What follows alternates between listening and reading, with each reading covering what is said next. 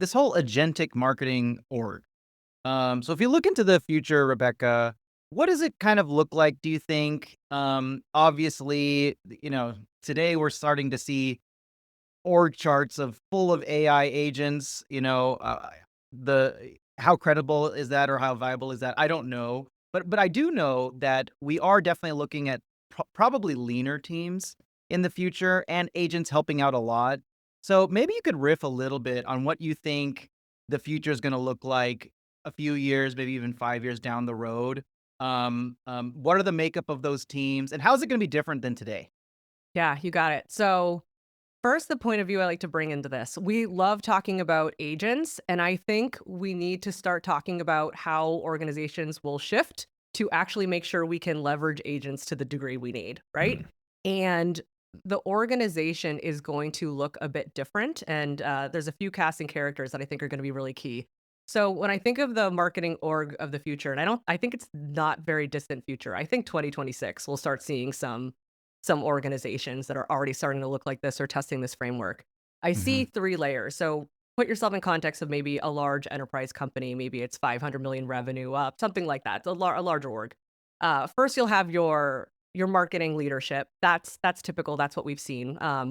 What might be different, the new partners in crime to the CMO. The CMO of this org is going to be really fluent and know how to work with the data organization. Maybe that CMO has a data leader on his or her team, but in the very least, this person is working with the data officer at a degree that maybe he or she hasn't before. And this is going to be really key. And I don't think a place that a lot of CMOs have flexed. CMOs have really flexed their analytics chops recently as they're thinking about ROI. Now it's the chance to flex their technical chops and their data systems and architecture chops. That's going to be really key. So that's Yeah. the marketing leadership level. I also think there's going to be another counterpart, which is an AI strategy individual who's going to be thinking about how AI is leveraged across the organization. So that's one. Next one, I think there's gonna be a new team forming, a new, part of this organization that's gonna expand from marketing ops and MarTech. Growth Loop is affectionately calling it, the dispatch team. I don't know what we'll call it. We're calling it dispatch. We think it's gonna look Okay. like that. So imagine now this new dispatch layer that is the group that's thinking about the systems, the data, the AI, the architecture, and campaign activation for the entire marketing arc holistically. It's really Mm. interesting you think about it. And the reason why we call it dispatch affectionately is because we think this group is going to be accountable for how all marketing communications will go out in a way that's really effective for all of the marketing objectives that are being fulfilled. So there's Mhm. that.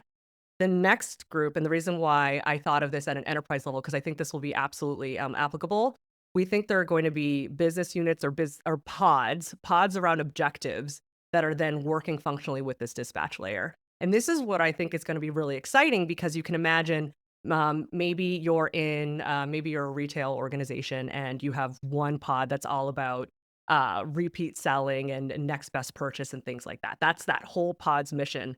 This is gonna be the group that's going to be the creative. They're gonna think about the customer journey. They're gonna think about, how to present products in a really effective way, the full customer journey there, and then they work alongside with this dispatch layer to actually send campaigns, AI automated campaigns, at scale to achieve it.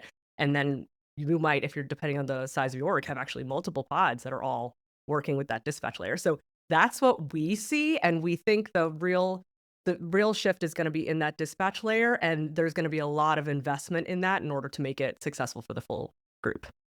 Yeah, walk us through the dispatch layer. Like, who makes up that team? Is it a layer that's cross-functional a little bit? Like, you've got data privacy people in there, data strategy, data engineers, but also some of the marketing ops folks, MarTech folks might migrate and kind of be the translation layer there. Walk us through Yeah. that.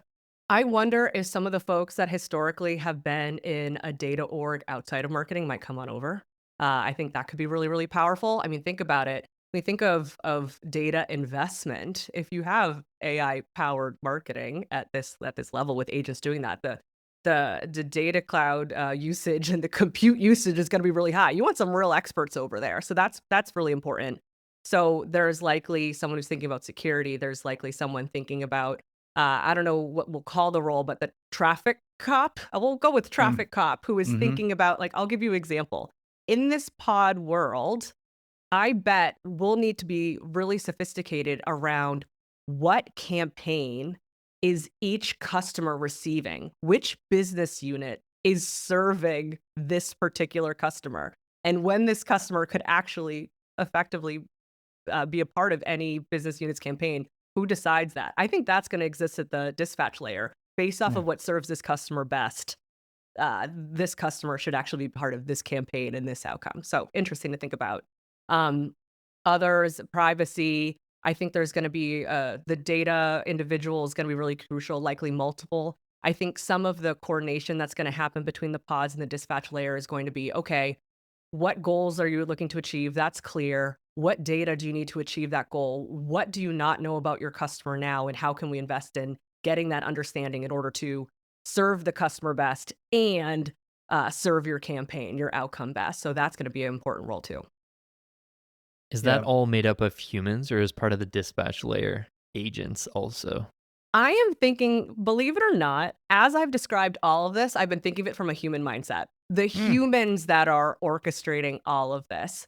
I believe that a lot of the tasks and enablement will be agent led and agent driven. And the role I see in this conversation right now are how are the humans going to organize in order to make this future possible? Because that's a lot of what's in the marketing team's control right now and marketing leadership's control. It's the leveling up we're doing as teams, as people to make this agentic future possible, effective, and driving the outcomes we want. Super yeah, cool. What advice do you have for folks that are listening to you right now that are just like, I want to work in that dispatch layer? I think it's a AI resistant or like a good way to future proof my job in the next like 5 years or so. Maybe they're sitting in marketing ops today and they're listening to you saying like, I kind of already do this in my job in a way, or I like I would love to raise my hand up and be part of that. What advice do you have for those folks to like get that seed off the ground in their own companies? Yeah, I have 2 recommendations. One, I'll say is the generalized, just continue to be AI curious. There's so much we don't know yet. So Yeah. much we don't know. Tools that are being built that aren't good enough yet, that need to be better. Like there's a lot of movement that's happening here. So that's one side. Um, the other side is going to be understand data, data architecture, the data cloud, all of that, which is something that I won't say all, but a lot of marketing ops group will delegate and just say, "Oh, that's the data teams over there responsibility. I just connect to it." Don't just connect to it, understand it. Get that same judgment because I hope and expect that judgment to live in the marketing org as well. I hope the CMO gets that judgment as well. I'll give an example of a easy issue that could come up, or maybe a shortcoming that needs to be thought of. As you're investing in marketing technology, are you doing it in a way where data is siloed and thus AI is siloed, or are you doing it in a way that data is combined and thus AI is holistic? That is key.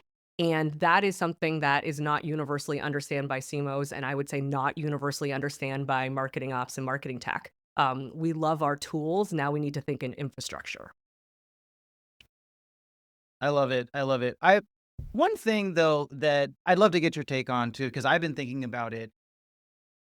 In 5 years though, what would you say to the people that are gonna say most of the org structure is gonna be AI agents talking to each other? You know, is there I does is there still room, like, is the patch layer gonna be like one person? You know, or do you feel like this whole network of AI agents is not really viable, and, like, that's not realistic? Yeah, I'm very focused on the human judgment. I think that's the unknown. Like as AI and agents get more intelligent and can work more autonomously, what new human judgment will be layered on top that will be necessary? That's the open question we have.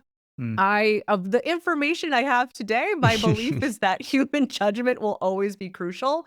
I also think about in the dispatch layer the collaboration that's going to be necessary across these pods in this dispatch layer and thinking about like again bringing judgment to how are these pods served best and how do we meet these objectives. So I think that's key.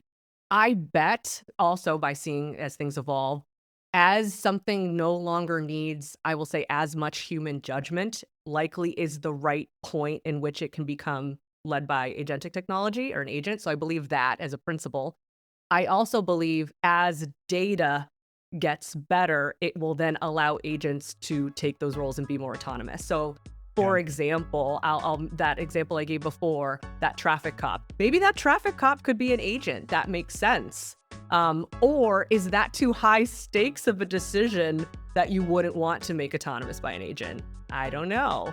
Yeah. Maybe it depends on, again, the data that we have and the frequency in which it's getting it right, the agent in this case getting it right, to then earn the right to say, you are now doing this autonomously and aren't necessarily being overseen by a human consistently, or you're ready to replace a human acting in that function.